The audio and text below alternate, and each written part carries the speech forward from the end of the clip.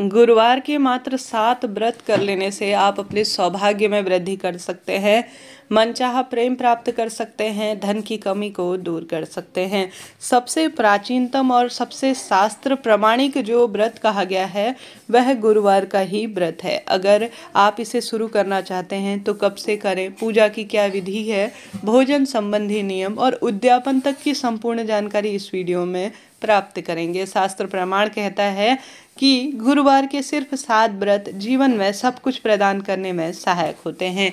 जैसा कि देवगुरु बृहस्पति का यह दिन है और यह श्रीहरि विष्णु के सुंदर अवतार के स्वरूप में जाने जाते हैं। आप सभी से अनुरोध है, कमेंट्स में आवश्यक रूप से ओम नमो भगवते वासुदेवाय या जय श्री कृष्णा जरूर से लिखिएगा, ताकि श्रीहरि विष्णु की असीम कृपा आपको प्राप्त हो। इस कलयुग में यह चमत्कारी व्रत माना जाता है और गुरुवार का और गुरु ग्रह जो है सौभाग्य से जुड़ा हुआ भी माना जाता है। जीवन में जब वैवाहिक अड़चन हो, मांगलिक दोष हो और हर तरफ से पीड़ा, संकट, परेशानी घर कर रही हो, तो हम सभी को आवश्यक रूप से एक बार जीवन में गुरुवार का व्रत धारण करना चाहिए। सबसे पहले आप सभी गुरुवार का रंग जानते होंगे, पीला होता है, वही आपको धारण करना है। इस दिन 1 चुटकी नहाने के पानी में आपको जो है हल्दी डालकर अपने दिन की शुरुआत करनी है और उसके पश्चात जो है आप सभी को संकल्प लेना है।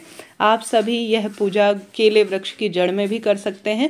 कई भक्तजन जो है कलश स्थापना कर कर श्री हरि विष्णु की प्रतिमा फोटो विराजमान कर कर जो है केले वृक्ष की जो है वहीं पर रखकर श्री हरि विष्णु के समक्ष रखकर विधान से पूजा करते हैं। कई भक्तजन सिर्फ केले के पौधे की ही पूजा कर कर भी अपने व्रत को परिपूर्ण कर लेते हैं। तो अपनी इच्छा शक्ति सामर्थ्य अनुसार अपने व्रत और पूजा आराधना को संपन्न करें। सबसे पहले इस व्रत को कैसे करना है, कितने व्रत करना है, शास्त्रीय विधि कहती है आप इस व्रत को कम से कम 7 की संख्या में करें। इससे ज़्यादा 21, 51 या 26 भी जो है बृहस्पतिवार के अर्थात गुरुवार के, वीरवार के आप व्रत कर सकते हैं। आपकी क्षमता शक्ति सामर्थ्य अनुसार है। दिनचर्या कैसी रहनी चाहिए, ध्यान से सुने। इस दिन आप सभी घर में पोछा नहीं लगाएं, किसी भी अवस्था में ब्रह्म मुहूर्त में उठ जाएं और आवश्यक रूप से ध्यान रहे घर पर साबुन का प्रयोग न हो और बाल इत्यादि नहीं धोए जाते हैं। इन नियमों का ध्यान रखें। घर पर दाढ़ी मूछ कटवाना अर्थात क्षौर कर्म जिसे शास्त्रों में कहा गया है वह वर्जित माना गया है। नाखून इत्यादि, बाल इत्यादि भी नहीं कटवाने चाहिए। यह जो है घर में दुख दरिद्रता को बढ़ावा देने वाला कार्य होता है। तो इस चीज़ का आप सभी ध्यान रखें।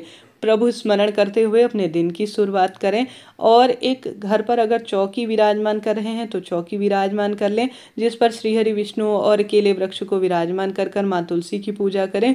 नहीं तो आप सभी क्या करें कि सिर्फ केले वृक्ष के समक्ष या कई भक्तजन जो है श्रीहरि विष्णु के मंदिर में भी संकल्प लेते हैं।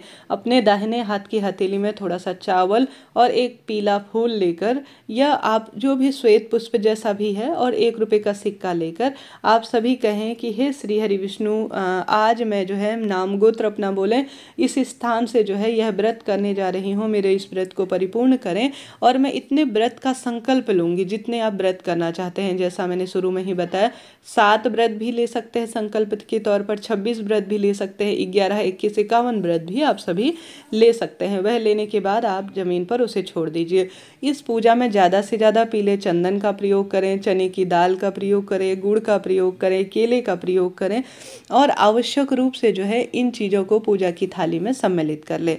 अब आप सभी ने संकल्प ले लिया, श्री हरि विष्णु का स्मरण करें, ध्यान करें कि प्रभु आज से मैं इस व्रत को परिपूर्ण करूंगी, मेरी जो भी मनोकामना है वह कहते हुए आप सभी आवश्यक रूप से सबसे पहले जो जल का लोटा है केले वृक्ष की जड़ में करें या श्री हरि विष्णु के समक्ष करें।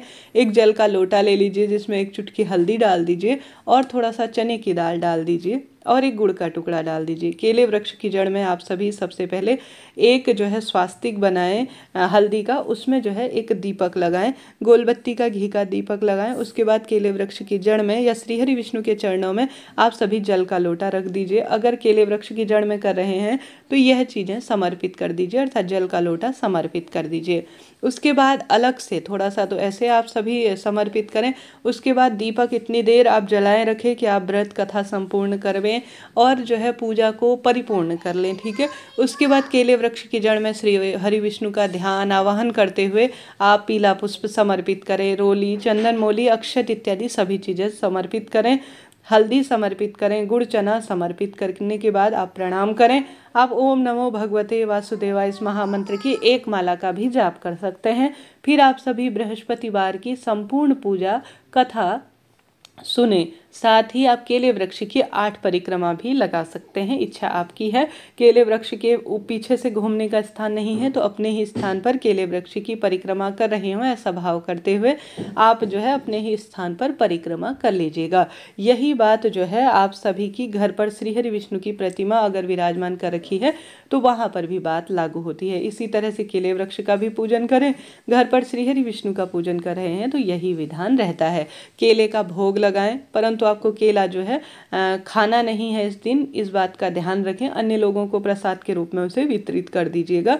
आप सभी जो है शाम के समय गुड़ और चना जो है खाकर अपने व्रत को खोलिएगा। इसे ही प्रसाद के स्वरूप में आप सबसे पहले खाएंगे।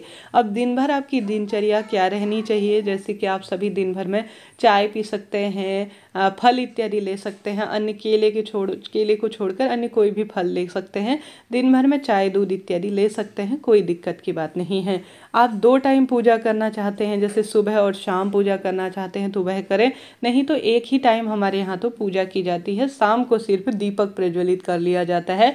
केले वृक्ष की जड़ में और माता तुलसी में जो है विशेष दीपक लगाया जाता है और माँ तुलसी की सुबह शाम आरती की जाती है। सुबह जल चढ़ाया जाता है, शाम को दीपक लगाया जाता है और शाम को श्री हरि विष्णु को प्रणाम कर कर भोग स्वरूप समर्पित कर कर और दीप प्रज्वलित कर लिया जाता है। बस सरल सी प्रक्रिया हमारे यहाँ तो दिन भर यही शास्त्रीय विधि कहती है, इस तरह से किया जाता है। शाम को प्रदोष काल में भगवान जी का स्मरण कर कर ध्यान कर कर आप सभी संपूर्ण कार्य विधि कर कर, जैसे एक सनातन धर्म में भक्त की होती है वह कार्य कर कर आप जो है शाम के समय कुछ मीठा खाकर ही जो है अपने व्रत को खोलिएगा। इस व्रत में किसी भी अवस्था में नमक का सेवन नहीं किया जाता है, भले ही व्रत में खाया जाने वाला नमक हो, सेंधा नमक हो, कोई सा भी नमक हो, इस बात का आप सभी ध्यान रखें। आप सभी प्रणाम करें, भगवान जी को स्पर्श कर कर अपनी मनौती बोले और भूल चूक के लिए क्षमा होते हुए आप सभी जो है शाम के समय में बिना नमक का भोजन, कुछ मीठा भोजन बनाएं, जैसे कि आप बेसन का हलवा बना सकते हैं।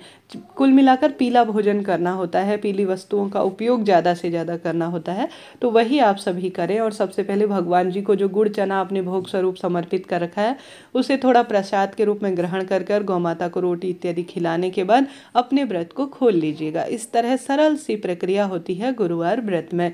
कोई आपके प्रश्न हो, जहाँ पर आप अटक रहे हो तो पूछ लीजिएगा। आपका अपना चैनल है, आप जो है सभी सवालों के जवाब तुरंत प्राप्त करेंगे। किसी भी शुक्ल पक्ष से इस व्रत को शुरू किया जा सकता है, कोई दिक्कत की बात नहीं है। किसी भी महीने के शुक्ल पक्ष से इसे शुरू किया जा सकता है। साथ के साथ इसे खरमास इत्यादि में शुरू ना करें, इस बात का ध्यान रखें। और जो है मलमास में भी इसे शुरू नहीं किया जा सकता। अन्य दिनों खरमास इत्यादि के अलावा इसे आप कभी भी शुरू कर सकते हैं।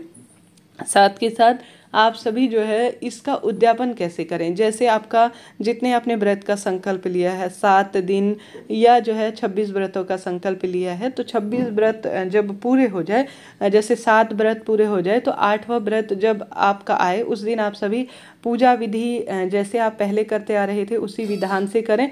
अब आप सभी जो है एक समय का भोजन जिसमें 1.25 किलो आपको चने की दाल, 1.25 किलो घी, 1.25 किलो जो है 1.25 मीटर पीला कपड़ा, कुल मिलाकर 1.25 किलो केले इत्यादि आप सभी जो है पंडित जी को दान में देकर उन्हें प्रणाम कर कर चरण स्पर्श कर कर आप सभी कोई अन्य पीले कपड़े इत्यादि का भी दान कर सकते हैं। 1.25 किलो कोई भी वस्तु इस व्रत में दान करने का विधान है। चाहे तो कन्याओं को भोजन करवा सकते हैं, लड़कों को भोजन करवा सकते हैं। 11-21 इच्छा आपकी है। ब्राह्मण को घर पर बुलाकर उनसे विधि विधान से भी आप उद्यापन करा सकते हैं।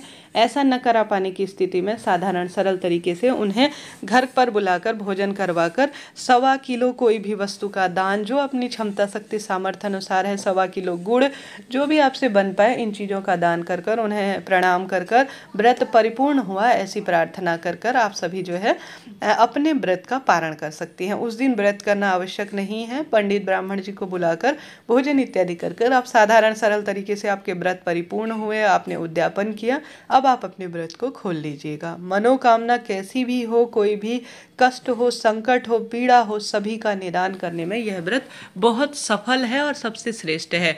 और मासिक धर्म हो, सूतक पातक की स्थिति हो, तो उस दिन आप भगवान जी को स्पर्श नहीं करेंगे।